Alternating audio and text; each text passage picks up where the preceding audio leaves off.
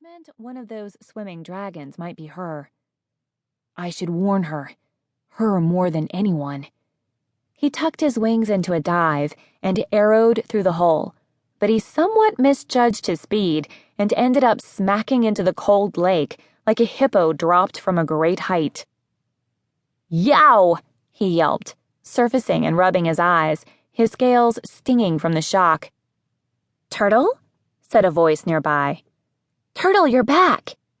Wet wings were flung around his shoulders, dunking him underwater in a cascade of bubbles. Anemone's glow-in-the-dark scales flashed happily at him in aquatic as she dragged him up into the air again. Hi, he sputtered at his sister. Hey, you nearly landed on the princess, Pike shouted in his ear. The skinny gray-blue sea-wing had always been a little louder and more aggressive than Turtle thought was strictly necessary. But he'd been much worse since they'd arrived at Jade Mountain Academy, thanks to some secret instructions from Queen Coral. Turtle knew from eavesdropping that Pike was here specifically to be a covert bodyguard for Princess Anemone. Anemone, of course, had no idea. She never seemed surprised that Pike was so easy to boss around. In her mind, that was how all sea wings were supposed to behave around her. Oh, shush, I'm fine. Anemone splashed water up Pike's snout and he backed off, shaking his head irritably.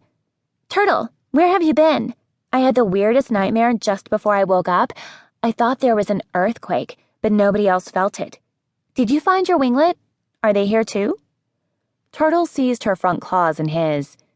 Anemone, I need to talk to you.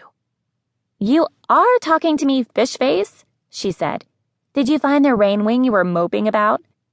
You mean Kinkajou? A little rainwing was sitting in the shallows of the lake, tilting her ears toward them. Her scales were spiraling pale peach and citrus green, except where they were covered by swaths of bandages and streaks of black scorch marks. A poultice of damp leaves was tied over her eyes. Is Kinkajou all right? I'm sure she's absolutely fine, Tamarin, Pike said kindly.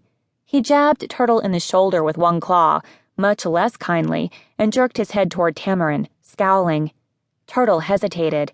The last time he'd seen Kinkajou, she was lying in a hospital bed in the town of Possibility, unconscious.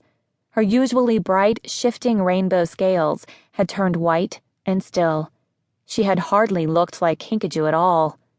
But how could he say that to her best friend? To Tamarin, who was suffering from her own injuries after the explosion that rocked Jade Mountain Academy. She was alive when I saw her a few days ago, he hedged. I'm sure she'll come back to Jade Mountain just as soon as she can. If it's still here when she wakes up. Oh, Tamarin said softly. Good. Anemone, Turtle said. Come flying with me?